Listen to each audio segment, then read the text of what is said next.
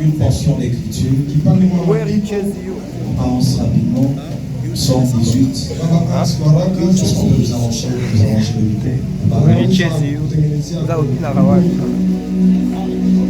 Psaume chapitre 18. Juste le 4e verset.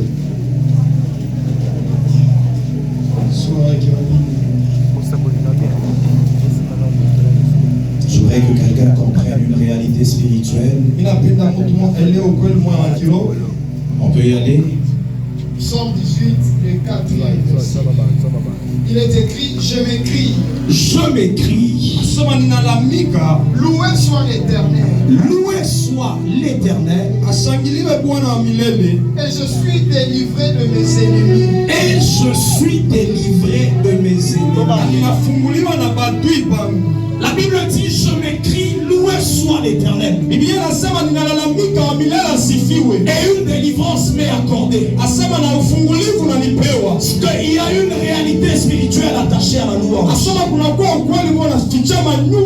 Quand tu loues l'Éternel, il t'accorde la délivrance. Il te délivre de tes ennemis.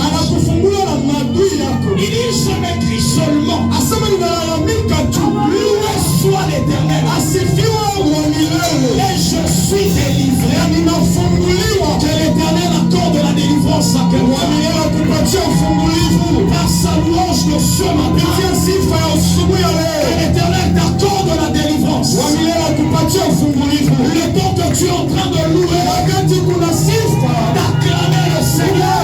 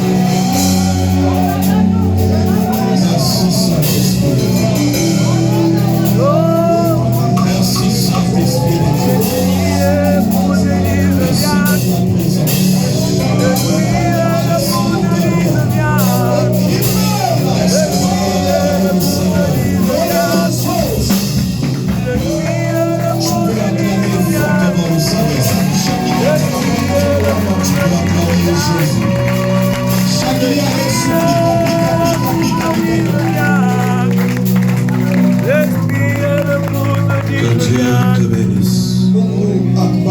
Je disais que Dieu te bénisse. Salue ton voisin de gauche et de droite. Dis-lui bienvenue dans la présence de Dieu. Alors nous sommes en train de continuer avec le message.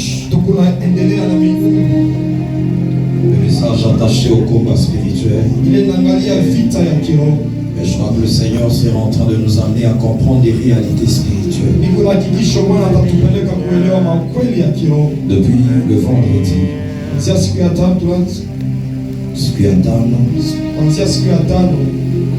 nous avons commencé à enseigner sur le combat spirituel. Dire à ton voisin, le combat spirituel est une réalité. Dis-le bien, le combat spirituel est une réalité. Alors je vais lire une portion d'écriture. Le temps que je suis en train de proposer d'autres écritures, on va lire dans le livre de Matthieu chapitre 12, de 22 à 29. Il y a la sœur Julia qui est là, il y a le frère Hans qui est là. Matthieu chapitre 12, on commence au verset 22 jusqu'à 29. De Rois chapitre 6, de 11 à 17. Et Jean chapitre 18, de 28 à 37. Et je serai en train de lire le livre de 2 Corinthiens. 2 Corinthiens, chapitre 2. Commencer au 10e verset. Tu peux te lever pour honorer la parole de Dieu. Dis à ton voisin, lève-toi et honore la parole de Dieu.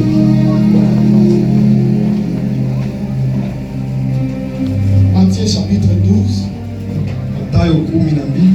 Nous allons lire le 22e verset jusqu'au 25e. Jusqu'au verset 29. Jusqu'au 29. Il est écrit, alors on lui amena un démoniaque aveugle et muet. Meandikwa kisha akamletea kipofu mwana bubu la semake. Il le guérit de sorte que le muet parlait et voyait. Akamuponya mpaka pala aliona na kusema. Toute la foule étonnée disait, na kikosi kyote kikashanga kikaanza kusema, n'est-ce point là le fils de David? Asema ina huyu mwana wa Daudi. Le pharisien ayant entendu cela, Wafarisayo wakasikia hiyo, wakasema, cet homme ne chasse les démons que par Belzébul. Huyu mtu anafukuza mapepo kupitia Belzébul, prince des démons. Asema huyu mfalme wa mapepo wa Comme mapepo. Jésus connaissait leurs pensées, kama vile Yesu alijua mawazo yao, il leur dit, akabelezea, tout royaume divisé contre lui-même est dévasté. Je voudrais que tu retiennes cela. Mimi napenda ukamate hiyo. Il dit tout royaume, anasema ufalme wote divisé, mwenye kukabulana ne peut pas subsister. haiwezi kuishi wala kuendelea. Tout royaume divisé contre lui-même est dévasté. Asema ufalme wote mwenye kukabulana pa vipande viwili haiwezi kuendelea. Mais toute ville ou maison divisée contre elle-même ne peut subsister. Asema mji yote inakabulana wala nyumba haiwezi kuishi. Si Satan chasse Satan, kama shetani anafukuza shetani, il est divisé contre lui-même. Ni kusema anajikabula yeye mwenyewe. Comment donc son royaume subsistera-t-il? Asema namna gani ufalme wake utaishi? Et si moi, na kama mie, je chasse les démons par Belzébul, inafukuza mapepo kupitia Belzebul, vos fils, asema batoto yenu, par qui le chasse-t-il? Katika nani banafukuzaka le mapepo? C'est pourquoi ils seront eux-mêmes vos juges. Asema njoo kwa maana batakuwa baamuzi benu. Mais lakini si c'est par l'esprit de Dieu, kama ni kupitia roho wa Mungu, que je chasse les démons, ninafukuza mapepo, le royaume de Dieu est donc venu vers vous. Je voudrais que tu retiennes encore cela. Na mimi napenda ukamate tena hiyo. Le royaume de Dieu.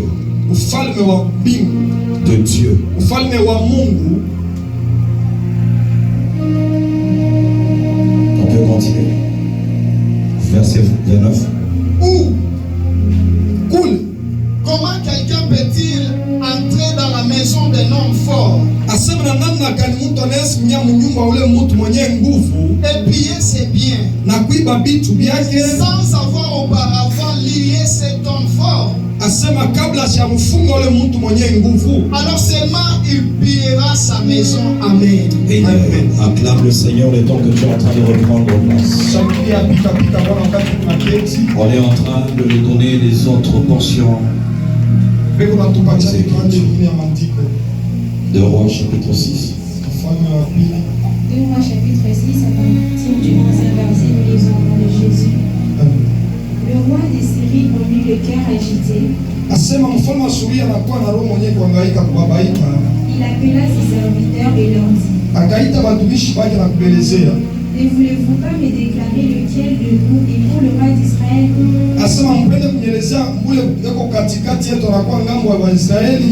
L'un de ses serviteurs répondit: personne. Oh mon roi, mon Seigneur. Mais Élisée le prophète, qui est en Israël, rapporte au roi d'Israël les paroles que tu prononces dans ta chambre à coucher.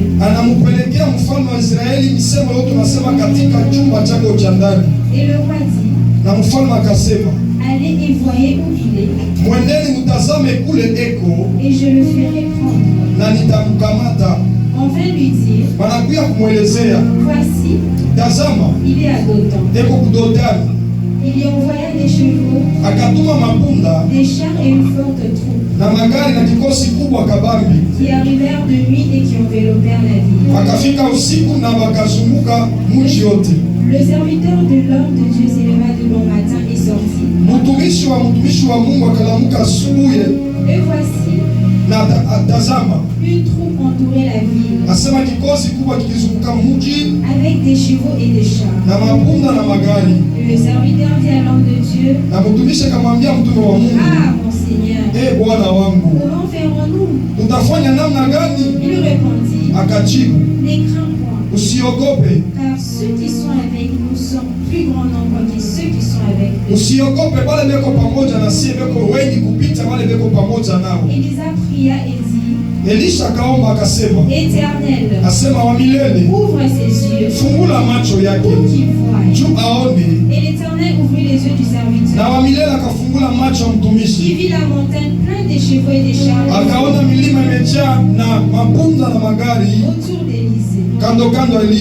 Les Syriens descendirent vers Élisée. Merci, on peut s'arrêter là. Est-ce qu'on peut acclamer le Seigneur? Tu vas mettre ta main sur le cœur et tu vas faire cette déclaration. Dis avec moi: au nom de Jésus. Au nom de Jésus. Ce matin, Père, je prie que tu ouvres les yeux de mon esprit,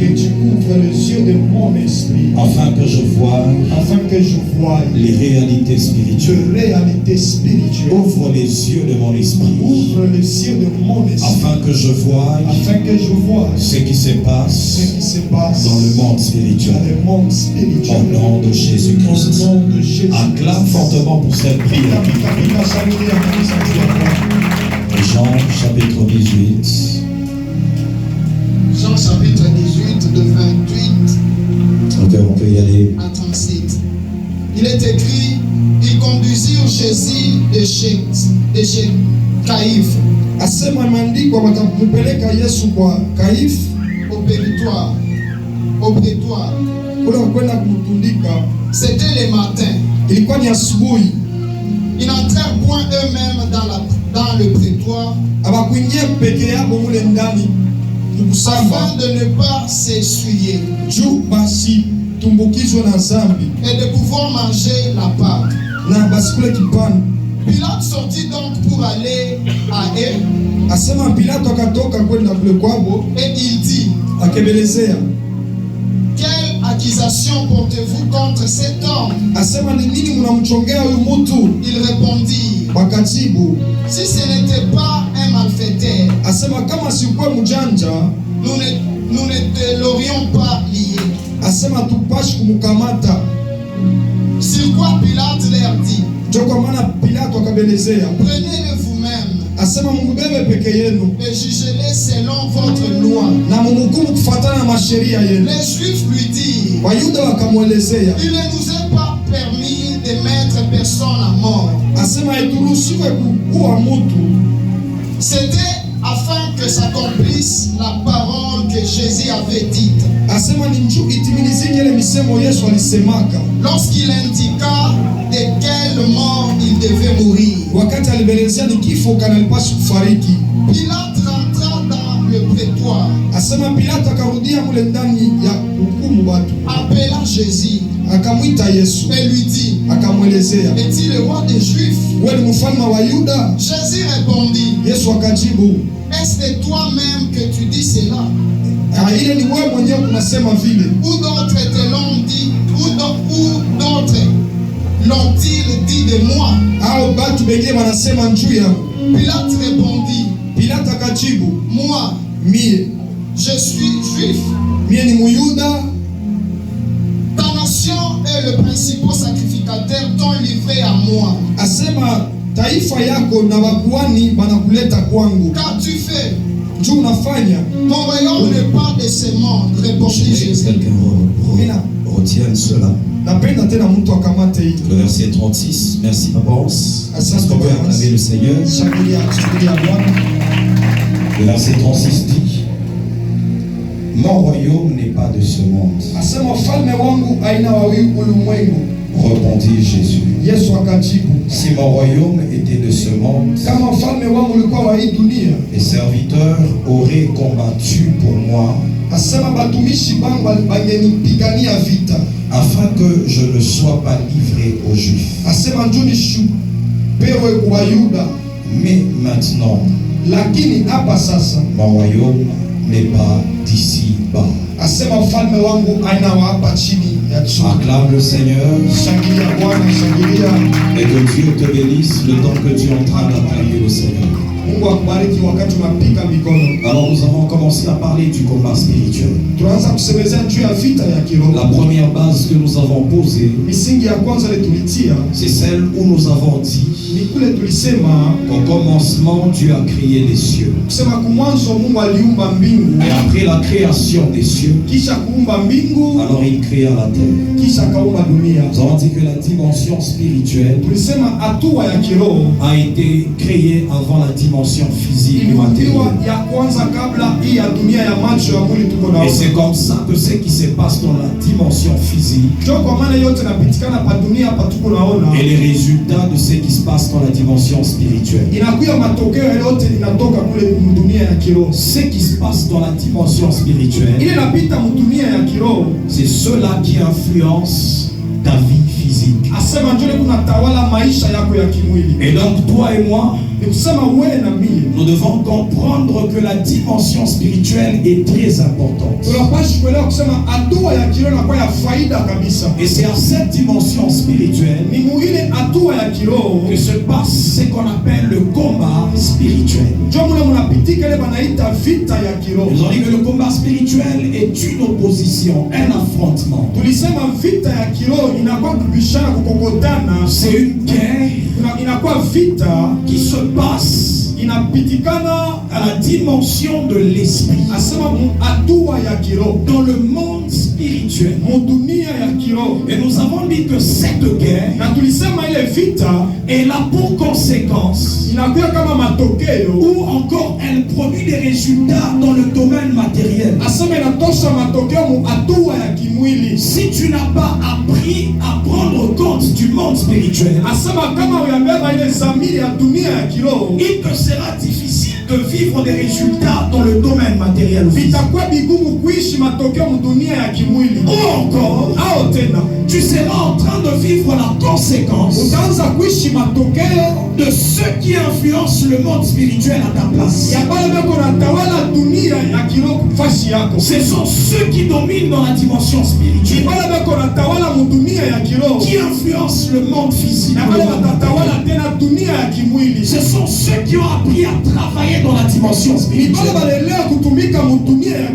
qui produisent des résultats dans le monde physique. Le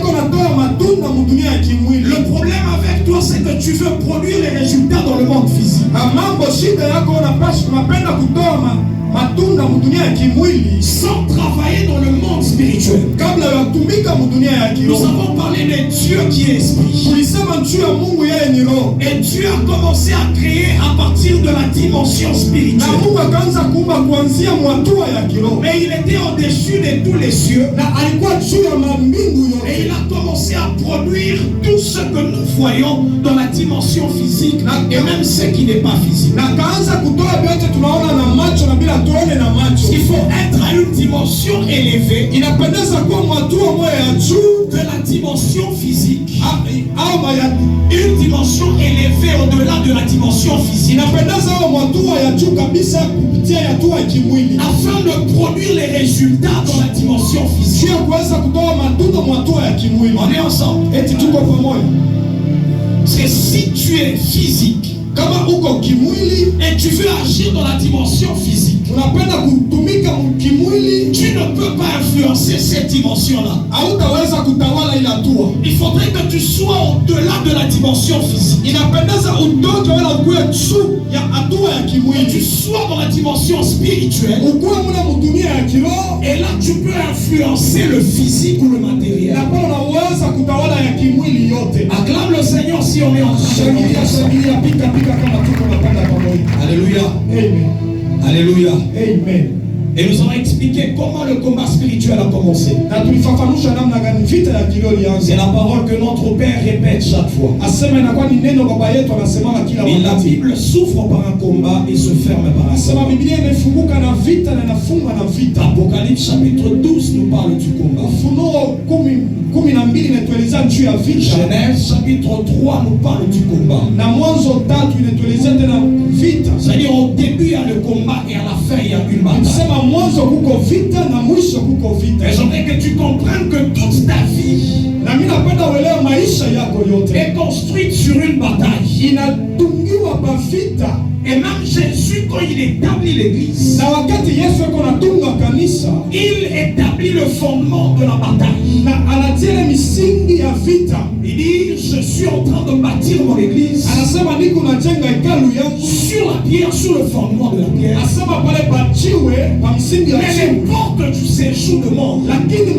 milango ya tezi ne peuvent pas prévaloir sur l'église. haiwezi kutawala pa hekalu Et yangu. déjà le début de l'église, c'est un combat. Nikisema mwanzo wa hekalu ni vita, Et ça, on appelle ça le combat de l'église. na hii wanaita vita hekalu. Et toi et moi, nous sommes l'église de Jésus. Sema wewe na mie tuko hekalu ya Bwana Et Yesu. déjà étant établis sur la terre, Nikisema tupale tulitiliwa pa dunia, nous sommes dans une bataille. tuko katika vita. Mais cette bataille se passe à une dimension spirituelle, Na ile vita inapitikana mu hatua moja ya kiroho. qui n'est pas une dimension charnelle ou physique. Aina ile ya kimwili wala tunaona na macho. Dis à ton voisin, le combat n'est pas physique. Le combat n'est pas physique. Bouge ton voisin, dis-lui, le combat n'est pas physique. Umwambia kwamba vita na ya kimwili. Acclame le Seigneur si tu es là. Shangilia Bwana kama tuko pamoja.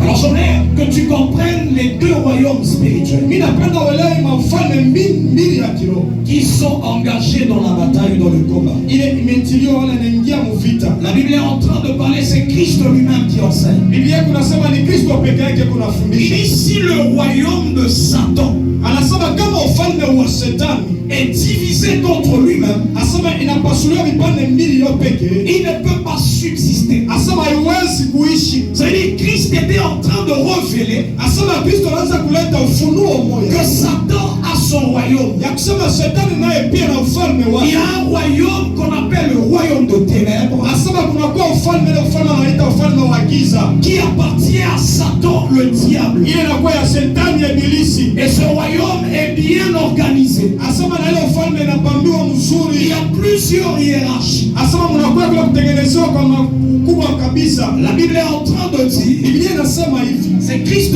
toujours qui est en train de parler avec les pharisiens. Asema ni Kristo kunasema na Wafarisayo. Ils disent que non, il est en train de chasser les démons. Asema wakati nafukuza mapepo, Il le chasse par Belzéboul, asema eko naifukusha kupitia ile pepo mkubwa wa Beelzebul, qui est le prince des démons. ule anakuwa mfalme wa Ça mandemo. veut dire que dans le temps, on connaissait la réalité, Kusema zamani walichuaka ukweli, attachée même à l'organisation du royaume de Satan. asema inambatana kumatengenezo ya ufalme ya Shetani.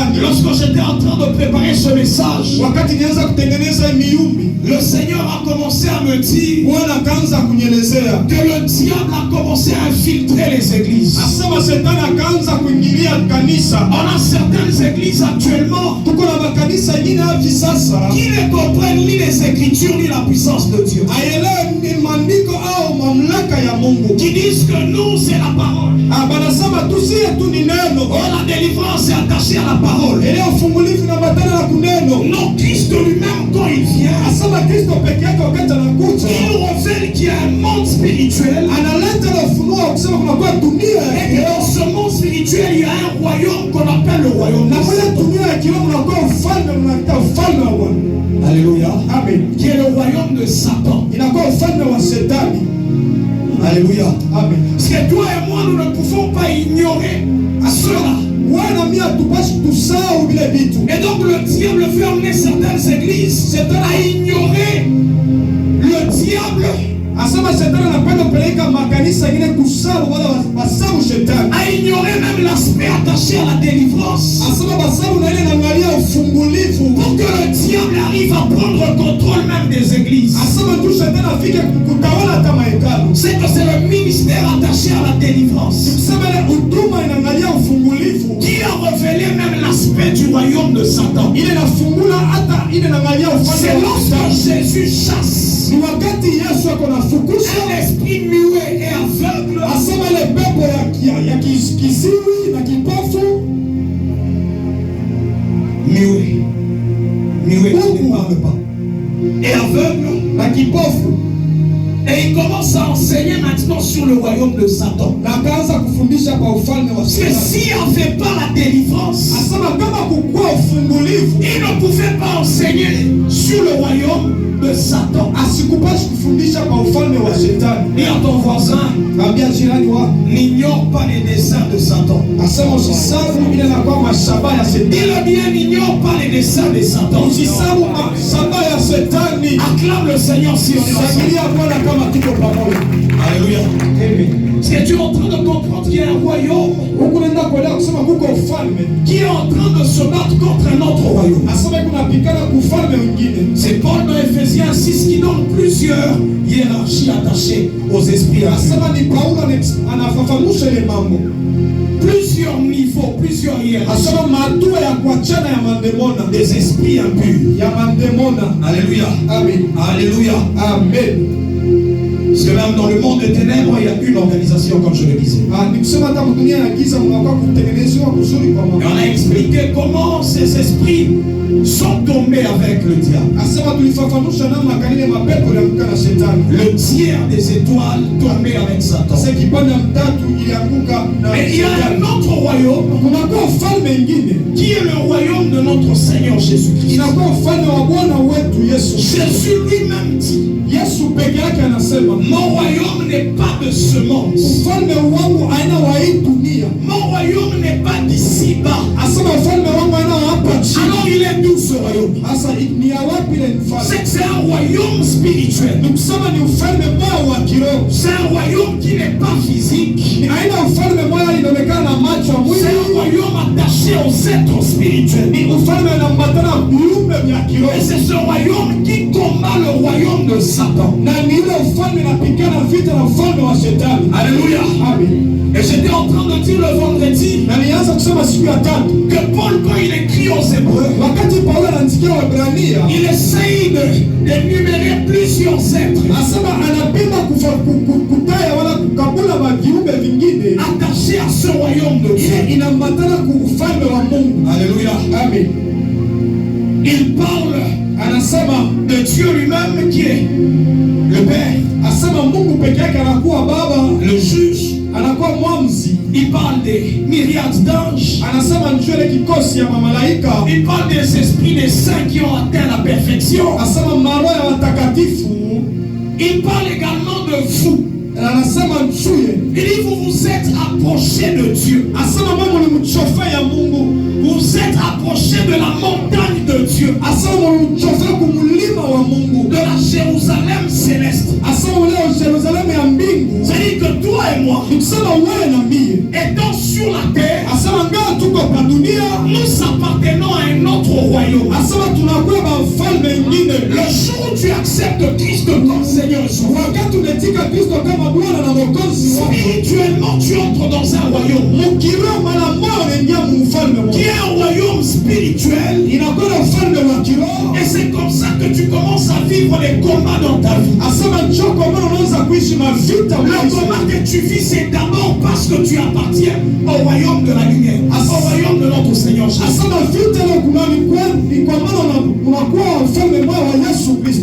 Alléluia. Acclame Jésus si on est ensemble. Oh, pourquoi moi je vis les combats? Pourquoi moi je suis en train de vivre chaque fois les batailles?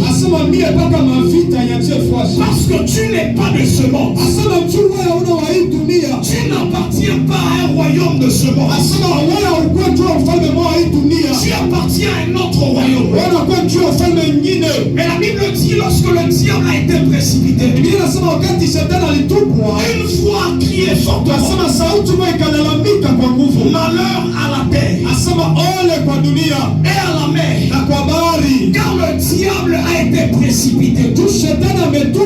Vers vous, ayant une grande colère, parce qu'il sait qu'il a peu de temps. C'est comme ça que la terre subit maintenant l'influence, les attaques. C'est comme ça que toi tu vis les attaques. Parce que tu appartiens à Dieu. Tu appartiens à Jésus. J'aimerais que tu dises à ton voisin, moi j'appartiens à Jésus-Christ. Confesse-le bien. Moi j'appartiens à Jésus-Christ. Acclame le Seigneur si tu as répondu. Si tu es en train de comprendre que c'est la bataille dans laquelle tu es engagé. Et c'est une bataille de chaque jour. Paul est en train de dire que nous n'avons pas le droit d'ignorer les desseins de l'ennemi, de Satan. Il y a afin de ne pas lui donner de l'avantage sur nous. Alléluia. Amen. C'est lorsque tu ignores que tu as un combat, tu donnes de l'avantage à l'ennemi. Chaque jour quand tu marches, marche avec la conscience de la bataille. Marche avec la conscience du combat spirituel. Marche avec la conscience d'appartenir au royaume de Jésus-Christ. Et il y a un autre royaume qui est en train de me faire la guerre. Il y a un autre royaume qui est en guerre contre moi. Acclame le Seigneur si tu as une voix. Alléluia. Amen. Alléluia. Amen. Alléluia. Amen. La Bible est en train de dire. De Corinthiens chapitre 10. C'est Paul qui parle. Il dit si nous marchons dans la chair. Non, dans la chair. Je dis si nous. Quand il dit nous, ça veut dire que nous ne sommes pas la chair. Nous ne sommes pas d'abord ce corps. Il dit si nous sommes dans ce corps, nous marchons dans ce corps. Si nous marchons dans la chair, c'est ça le sens. Il dit nous ne combattons pas selon la chair. C'est-à-dire le combat dans lequel tu es ne dépend pas des stratégies physiques. Même si nous sommes dans ce corps, nous devons comprendre que nous ne combattons pas selon selon les stratégies physiques. Il dit même si nous marchons dans la chair, nous, toi, qui n'est pas ce corps, même si tu marches sur la terre dans le corps, tu n'as pas le droit de combattre selon le corps.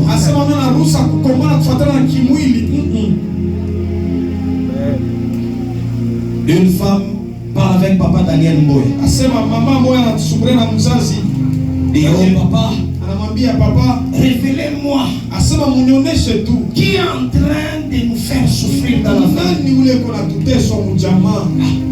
Oh, on m'a dit par un prophète, je dois aller parler avec cette personne.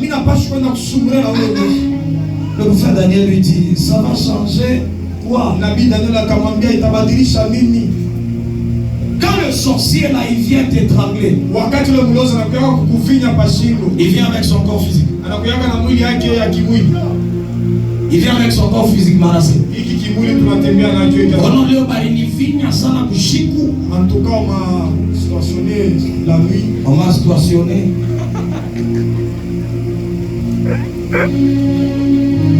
Alléluia. Est-ce que quand on te stationne là, c'est avec le corps physique qu'on vient te stationner? En fait, tout ça c'est parce qu'on n'a pas compris d'abord que c'est un combat spirituel.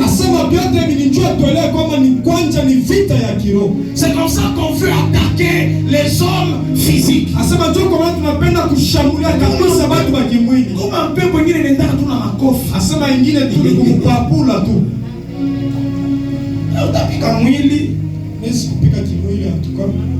Mais l'esprit n'est pas atteint. C'est comme ça que tu dois d'abord comprendre qu'il y a des réalités spirituelles. Que le combat se passe à la dimension spirituelle. La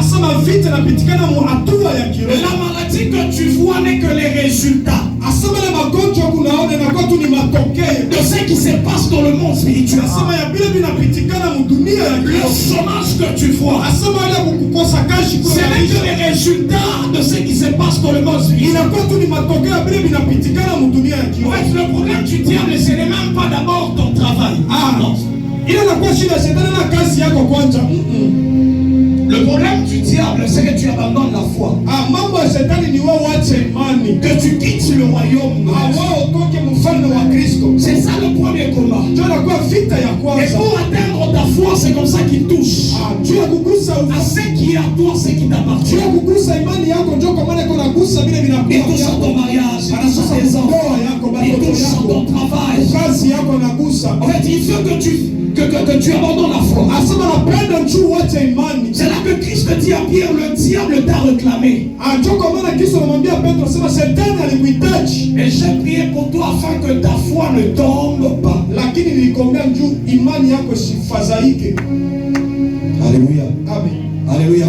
C'est quand tu t'absentes là, quand tu commences à te dire non, Jésus n'existe pas. Ça, ce sont des histoires. Quand il est content, il est très heureux jusqu'à ce qu'il va abandonner la foi. Alléluia. Dis à ton voisin, quand tu t'absentes là, tu restes à la maison. Parce que tu n'as pas l'argent, tu n'as pas du travail, tu es malade. Il est content parce que tu abandonnes la foi. C'est que la pauvreté que tu vis, c'est une attaque à ta foi. Et quand tu comprends, tu dois le défier. Que ce n'est pas le transport. C'est comme ça que tu commences à comprendre que le combat est spirituel.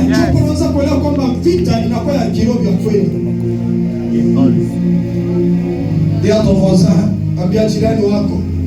le combat attaché à la foi. C'est comme ça que Paul dit, combat le bon combat de la foi. Alléluia. Amen. Alléluia. Amen. Dis à ton voisin, c'est le combat de la foi. Dis-le bien, c'est le combat de la foi. C'est le combat de la foi. Acclame Jésus sur la foi. Alléluia. Alléluia. Amen. C'est que c'est un combat spirituel. Asema inakuwa vita ya kiroho. Tu veux changer les choses sur la terre. Unapenda kubadilisha vitu pa dunia. Commence à les changer dans le monde spirituel. Asema anza kuanza dunia ya kiroho. Utatafuta kazi hapa pa dunia utaipata. Tu vois Juu kiroho hauna nayo. Asema juu kiroho hauna nayo. Koma baseve alumpo utaandika maseve kama scientifique. Parce que le travail, tu dois d'abord l'acquérir dans la dimension spirituelle. Asema ya kwanza andika seve mu kiroho. Et quand tu te sens dans la dimension physique, comment ça s'organise? En cette saison que Dieu t'amène à comprendre le combat spirituel. La Bible nous parle de Élisée le prophète. On nous dit le matin, son serviteur se lève. Il va à l'extérieur, il voit la ville entourée de l'armée de la Syrie. Sur le plan physique, il voit toute une armée qui entoure la ville. Alors il rentre et va dire à son maître, il dit c'est fini. Nous sommes juste à deux physiquement. Mais eux là, ils sont très nombreux et ils ont même entouré la ville pour arrêter un seul homme. Parce que l'homme attaché à Élisée, le serviteur de Élisée, était tellement conscient des réalités physiques. La maladie que tu vois est une réalité physique. Le problème que tu vois, c'est une réalité physique. Mais il y a une source spirituelle. Il y a une influence spirituelle. C'est à cela que nous devons nous attaquer. Alors il arrive et dit au prophète, c'est fini. Là on va nous déporter. Nous allons habiter maintenant en Syrie. Le prophète sort, il dit, toi tu es conscient seulement de ce que tu vois.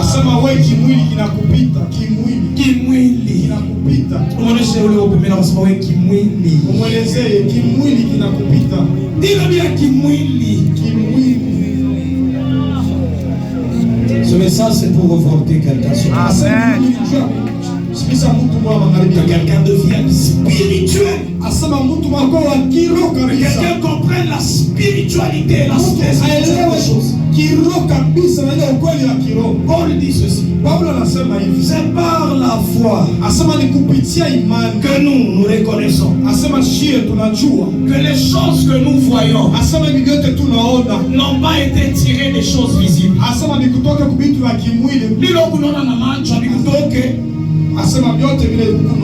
Alikutoke mudunia ya kimwili. C'est ce que Paul dit. J'ai dit ça, c'est qu'il y a un autre monde. C'est de là que les choses ont été tirées.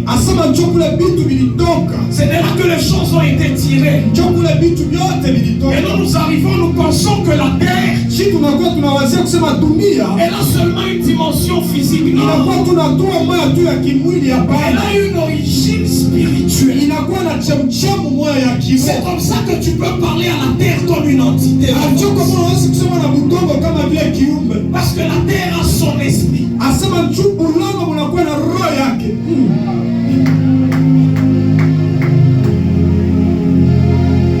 La Bible dit comme un corps est sans esprit. Dans cette version on dit sans âme.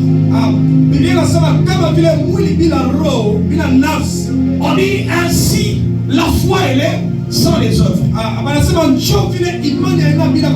on dit que la foi est morte. Si on parle de la mort de quelque chose, le corps, c'est tout ce qui est physique. Quand on dit le corps, c'est ce qui est matériel. Allez ensemble. Corps.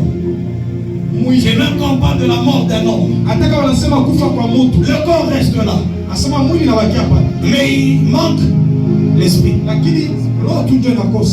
C'est même quand on parle de la terre, pour que la terre soit vivante. Ceux qui sont spirituels comprennent. Papa, qu'est-ce qui fait que on peut seulement aujourd'hui planter les maïs?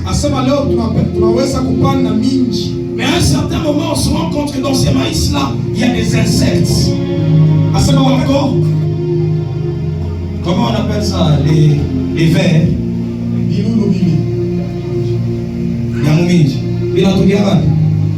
Tout vient ces insectes-là. Ça provient d'où? Ils vivent ou ils ne vivent pas? Ils ont quelle vie? Cette vie-là, elle provient d'où? Ok.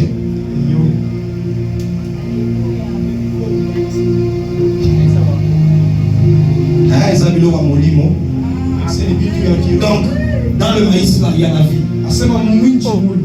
Et cette vie a la capacité de donner vie à un insecte. Mais comment tu veux penser que ce que tu vois là n'a pas d'esprit, n'a pas une source spirituelle? Si tu veux influencer les choses, touche la source spirituelle, touche l'origine spirituelle de la chose, et tu verras comment le matériel va changer. Même quand on parle de la guérison, en fait, on touche la dimension spirituelle. Le corps subit l'influence de ce qui se passe dans la dimension spirituelle. L'onction c'est physique. L'onction c'est physique. Non, c'est spirituel. Mais je prie pour un malade. Il ressentait les douleurs dans le corps physique. Mais les douleurs disparaissent comment? Parce qu'il y a un lien entre la douleur qui est dans le corps physique et le spirituel. C'est comme ça que l'onction touche l'aspect spirituel et la douleur disparaît. Alléluia. Et même si nous marchons dans le corps, nous ne combattons pas selon la chair. Leo shangazi ataona. Leo mikuna mwende ule buloshi na mpapu. Non, nous n'avons pas les armes physiques. Parce que ce qui a comme toi aussi, tu as mesure de comprendre que tu appartiens à un royaume spirituel. Et que dans le monde spirituel, tu peux te battre. C'est le problème, c'est parce qu'à un certain moment, on n'est pas conscient du monde spirituel. Dis à ton voisin, sois conscient du monde spirituel.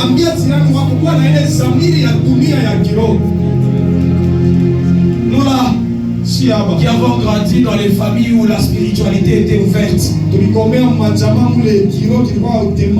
à 8 ans, 9 ans déjà, tu sais voir ce qui se passe dans le monde spirituel. Tu sais voir comment les sorciers volent.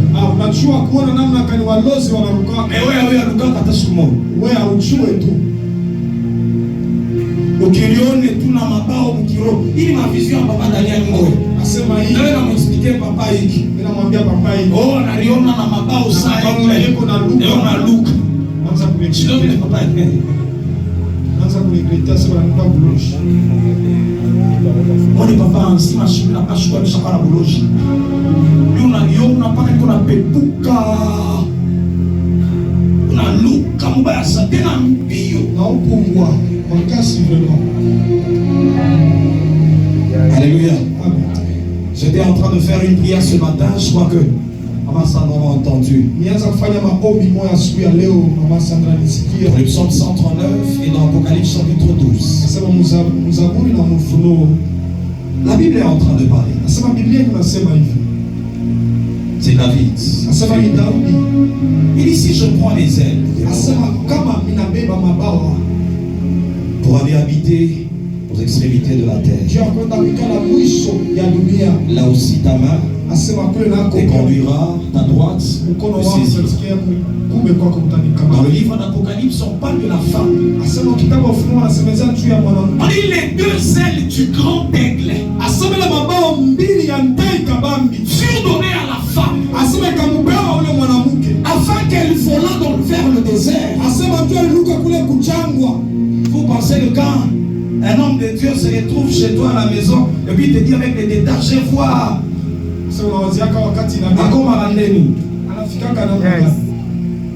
Donne-moi les ailes. dis à ton voisin, sois conscient des réalités spirituelles. Ça y est, à un certain moment, je donne un témoignage même à la maison. Papa Sylvain, il savait. Il peut aller avec le véhicule, il arrive. Je me donne même les détails. Tu étais à tel endroit. Tu as pris telle personne qui était habillée de telle manière.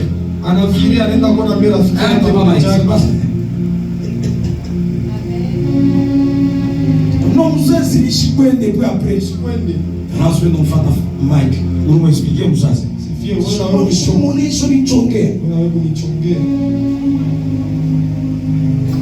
Mais quand tu comprends qu'il y a un monde spirituel, tu peux contrôler ce qui se passe dans la dimension. C'est comme on a là comme on dunia qui on a ça tawala ndio tunapitika na mkimwili. Je donne un exemple. Inaleta mfano mmoja. On arrive à Colombie, on va prier pour quelqu'un. Asema tunafika Colombie ndio kuombea mtu mmoja. La personne voit dans un songe. Asema yule mtu anaona ndoto. Elle est en train de se battre avec un homme. Asema kuna kombana na mtu mmoja. Ule mtu anamuluma meno. C'est la personne là mondiale mort. Anamulumisha kwa mikono. Et quand il se lève, wakati analamuka, il se lève avec les marques des dents. Asema analamuka na ile malama ya meno. Bon, comment on explique ça? Namna kamfafanusha hiyo. Miliona tu, miliona nyang'anya porte-monnaie.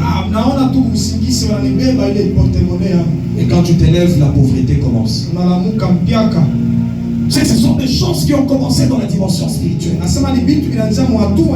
Et si tu veux remédier à ces choses, ne commence pas dans la dimension matérielle. Comprends le combat spirituel. Engage-toi dans le combat spirituel. Et tu verras que les choses vont s'arranger. Dis à ton voisin, je vais combattre spirituellement. Je vais combattre spirituellement. Dis-le bien, je vais combattre spirituellement. Je vais combattre spirituellement. Alléluia. C'est mon objectif ce matin. Et que tu comprennes qu'il y a un monde spirituel. Que tu marches avec cette conscience. Que tu sois plus conscient du monde spirituel. Jésus, on lui pose la question, on dit, mais tu dis que tu es roi. Il dit non, mon royaume n'est pas de ce monde. Très conscient de son royaume. Très conscient.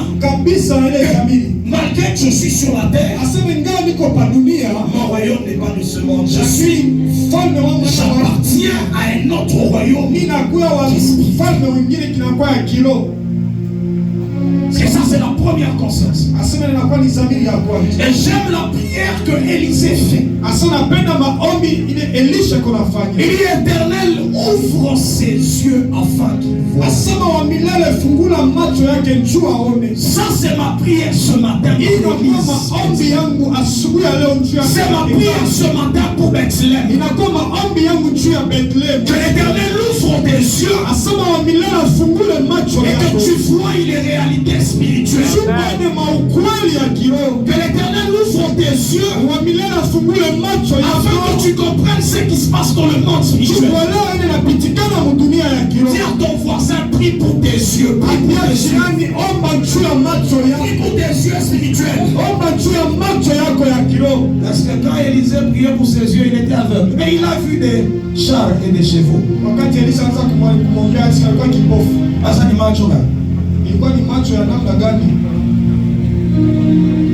Alléluia.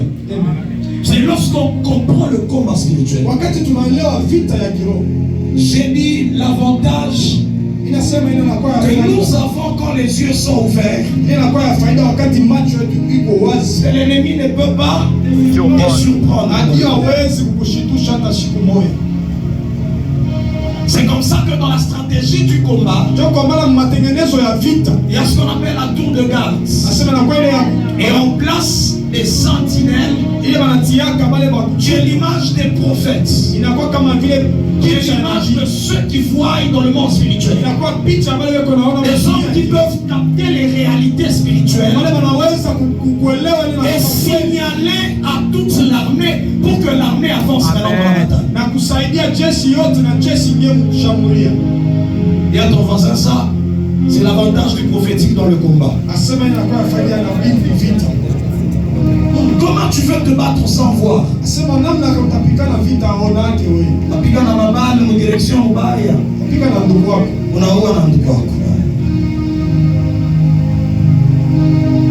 que tu dois prier pour que l'Éternel ouvre tes yeux afin que tu voies. C'est là que Paul prie dans l'église, à l'église d'Éphèse. Il dit, je suis en train de prier pour vous.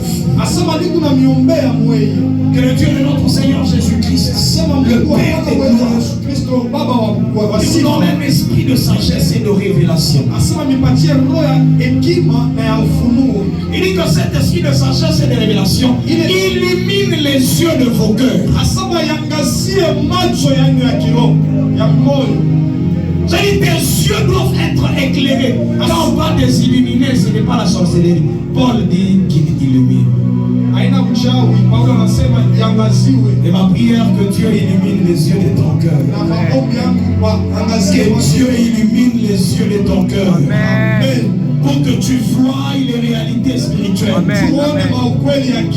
C'est là que j'aime quand je prie avec maman Mwaka et papa Amsine. Ces gens m'ont emmené à une dimension autre de la prière. À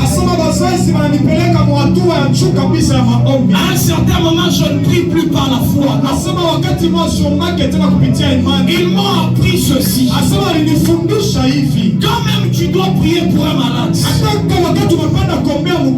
tu dois avoir une orientation sur comment cette maladie doit être guérie. Tu dois avoir la révélation de savoir comment je peux atteindre la guérison dans la vie de cette personne. Quand on prie pour quelqu'un, il vient, il te demande qu'est-ce que Dieu a dit pour ce cas.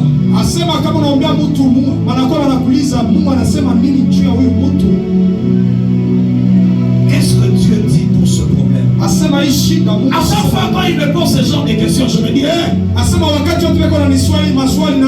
je dois entrer dans le monde spirituel, prendre les stratégies spirituelles et les ramener sur la terre, comprendre comment le diable a agi, comment le diable a lié cette personne, afin d'arriver à sortir cette personne de la prison. C'est quand tu pries, ne t'arrête pas jusqu'à ce que tu sors avec une révélation.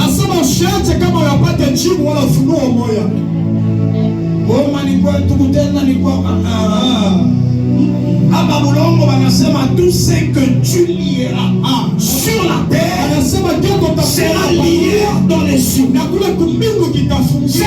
Tu dois avoir la conscience de ces réalités. Tu parles ici sur la terre, mais dans le monde tu as les choses se passent. C'est là qu'on comprend les actions prophétiques. On comprend le combat spirituel. Que Dieu t'amène à voir ce qui se passe dans le monde spirituel. Que l'Éternel ouvre tes yeux. Je disais que l'Éternel ouvre tes yeux afin que tu vois comment les esprits agissent, comment les esprits travaillent, et comment tu peux vaincre ces esprits-là.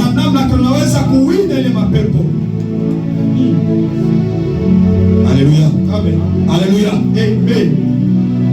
Parce qu'à chaque fois stratégies de Dieu pour la victoire sur la terre.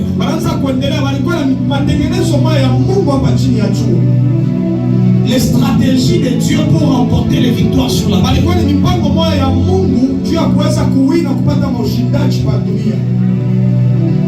Alléluia. Oh, tushazoeana tu hii kadra maombi ni kufunga. Hapa kama ina kufunga. Dis à ton voisin, qu'est-ce qui se passe dans le monde spirituel sur ta vie?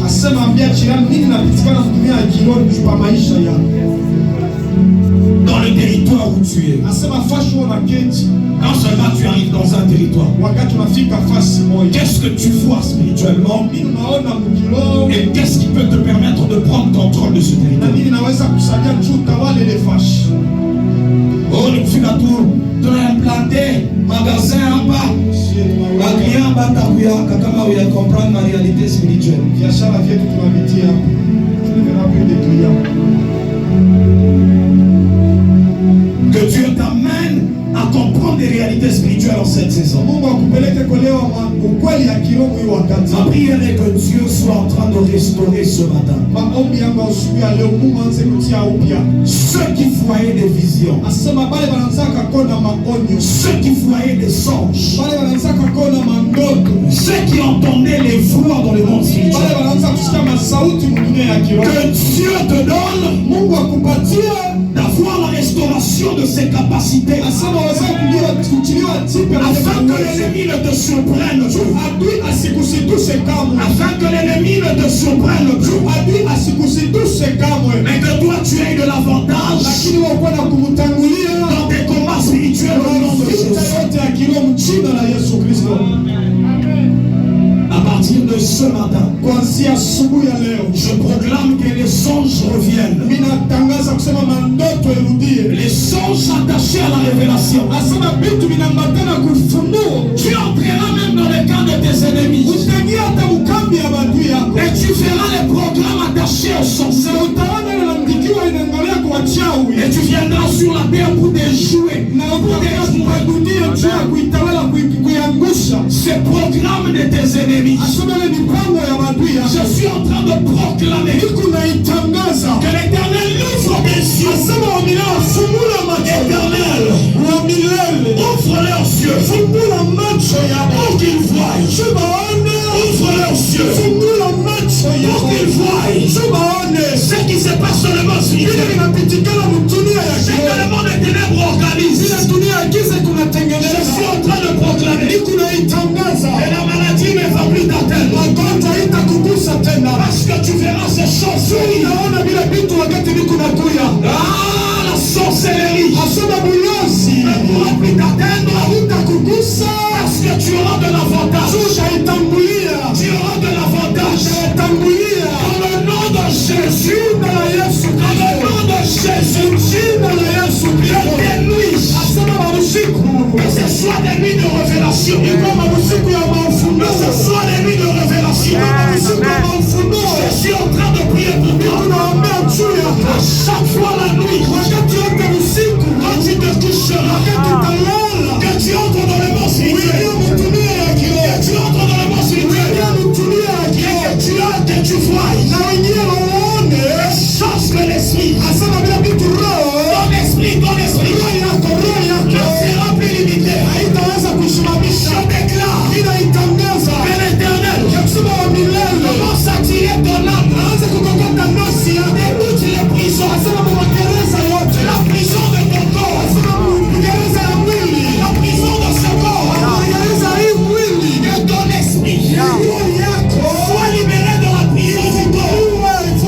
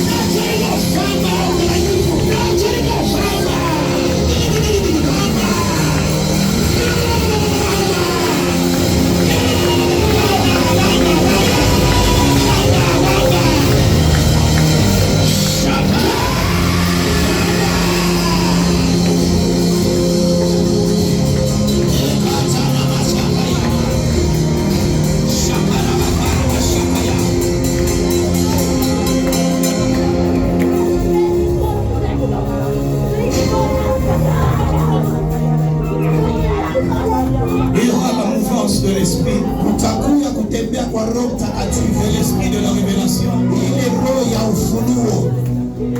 Maintenant, les autres vont avoir les visions. Pengine pia leo unapokea. Parce que ça va être derrière Papa Michael, c'est ce que j'ai dit.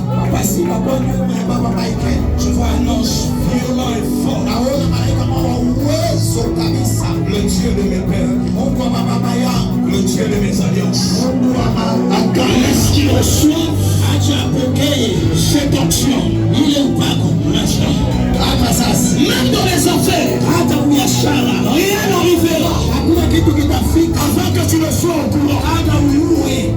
Okay, akapata roho. Akapata roho takatifu. In the mighty name. Jina ya Yesu. In the mighty name. Ita uwezo wa Yesu.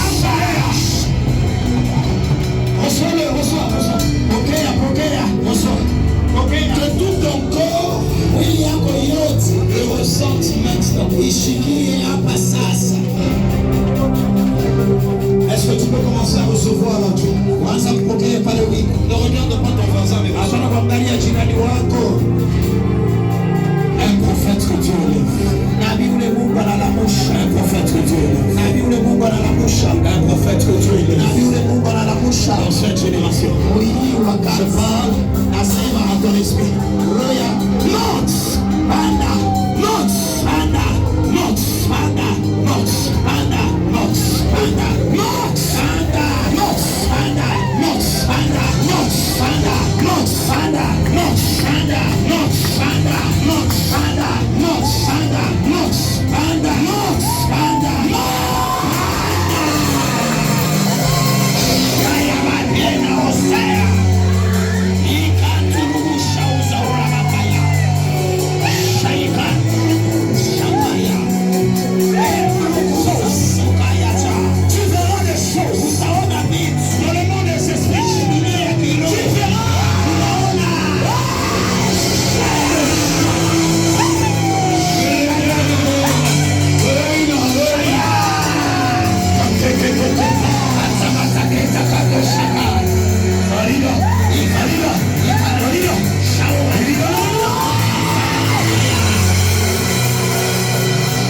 Pokea, pokea, pokea.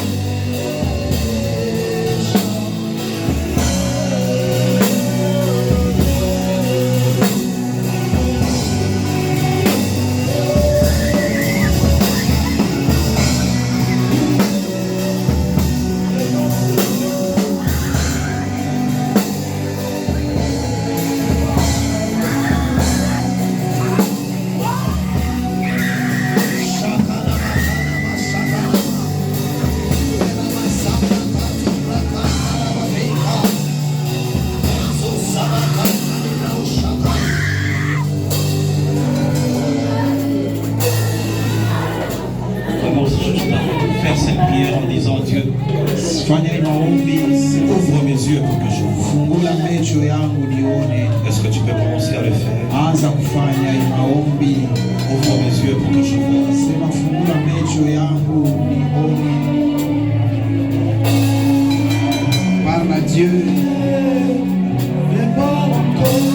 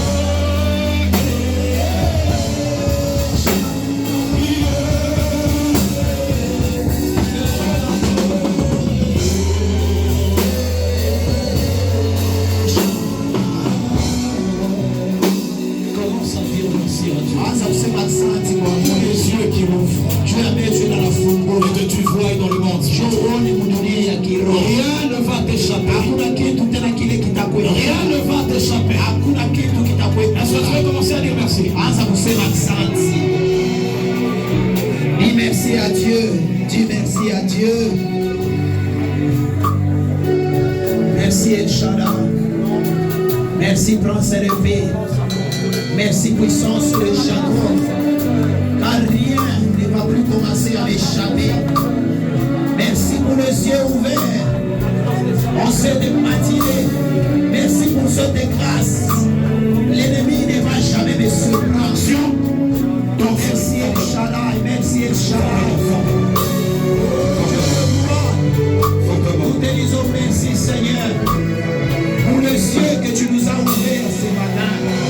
Nous te disons merci El Shaddai pour l'onction que tu as déployée. Oh Shama, merci. Merci.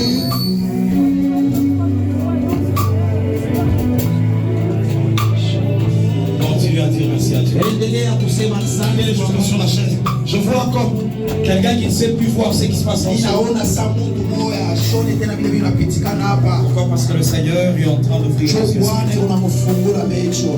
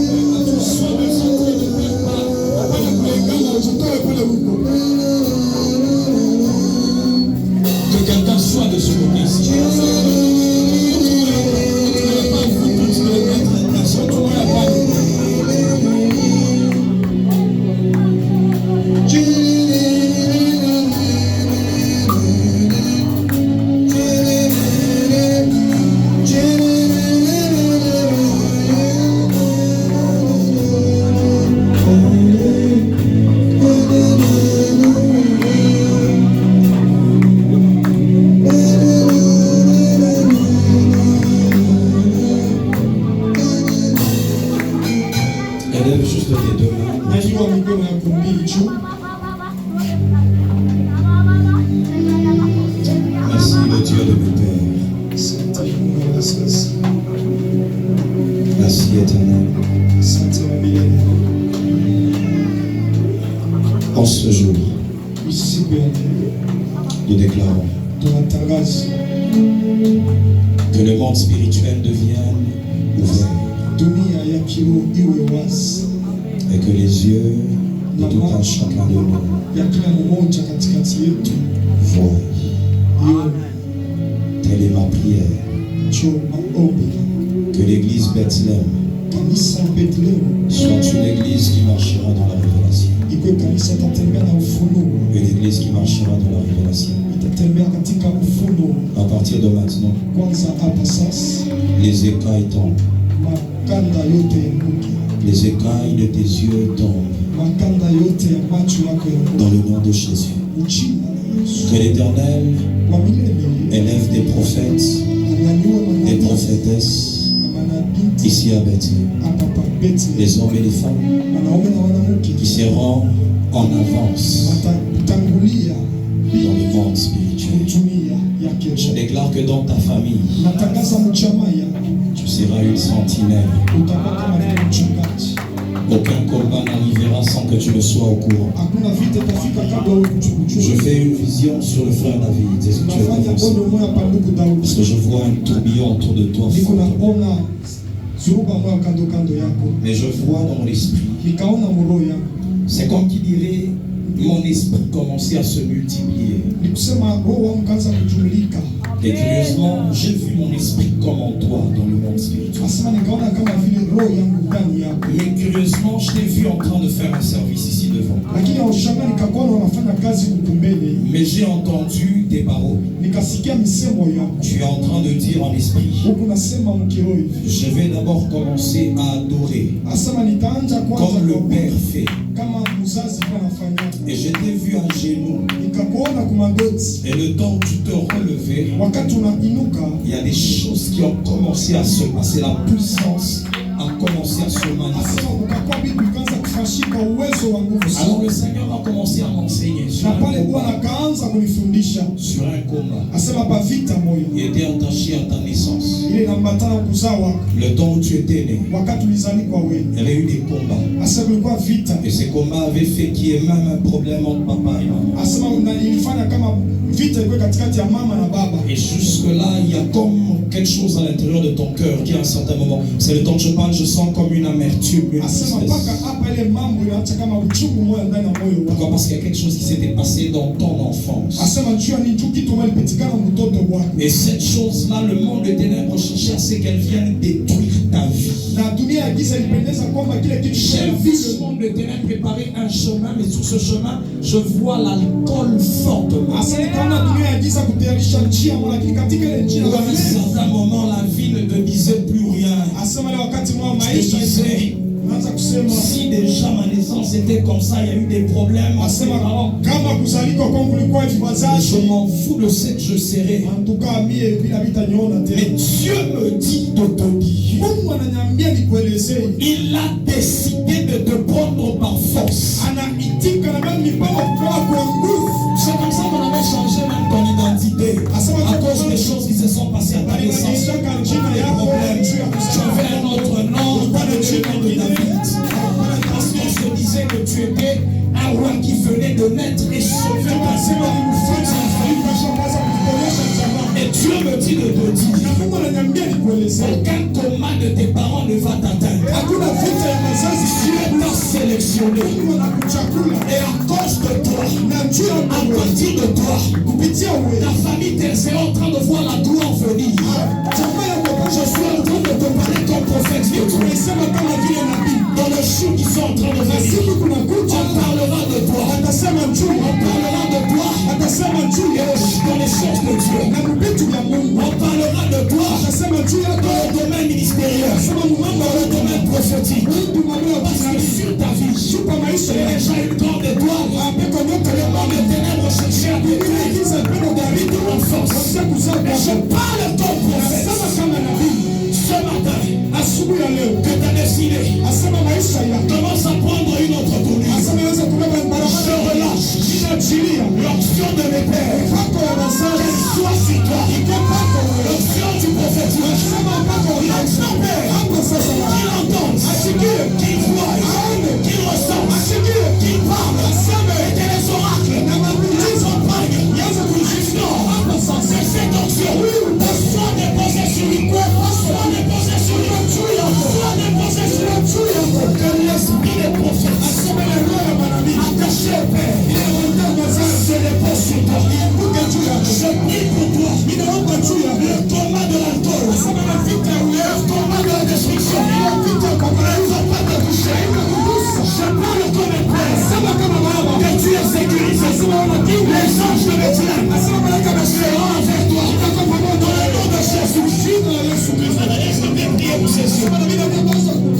Je vois une vision.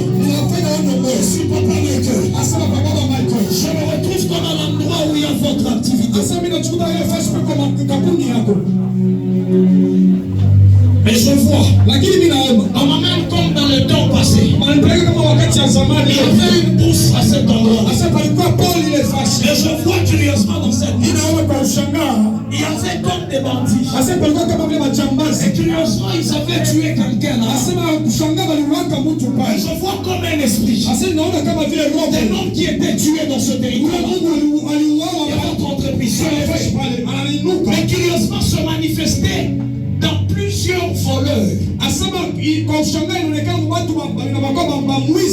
qui commencent à chercher à aller voler même là où il y a votre entreprise. Alors j'ai vu un ange qui était en train de sécuriser le lieu de votre travail. Et Dieu me dit de vous dire, il y a eu dans les jours passés des tentatives là-bas. Oui, le Seigneur a sécurisé. C'est comme ça que le Seigneur me dit de vous dire, même si vous avez vécu une petite saison de perte, elle est en train de s'arrêter. De la même manière que tu as sécurisé votre travail, Dieu décide de se lever dans vos entreprises. Je vous parle comme prophète. Et Dieu décide de commencer à vous révéler des choses avant de faire chaque pas, avant de faire chaque mouvement. Le Seigneur sera en train de t'amener dans la révélation. Et tu seras en train de voir les choses. S'il y a une perte, tu verras. S'il y a le vol, tu verras. Je parle à l'église Bethléem. Que Dieu te révèle même dans les affaires. Tu n'auras plus de perte. Parce que Dieu sera en train de te révéler les choses. Dieu sera en train de te révéler les choses. Ainsi me parle l'Éternel. Vous allez vivre une saison de restauration. Parce que Dieu a libéré les anges.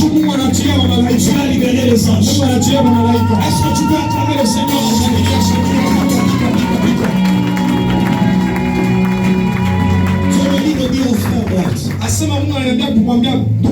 Il y a une grande destinée au devant de vous. Et Dieu me dit de prier sur un domaine qui est dans votre cœur, c'est le domaine du choix attaché. Depuis un certain temps, tu cherches à t'engager, tu as commencé à cibler, et Dieu t'amène à voir aussi spirituellement. Parce que Dieu me fait voir une destinée de gloire. Je vois des affiches au devant de toi. Et Dieu me dit que tu seras dans la grandeur. Et il te faut quelqu'un qui va t'accompagner dans ce que tu seras en train de faire. Alors, le Seigneur te demande de prier. Si tu as déjà vu, vois-moi après ou bien vois Maman Sandra. Tu dis comme ça, on va prier. C'est ce que Dieu veut. Est-ce qu'on peut acclamer le Seigneur?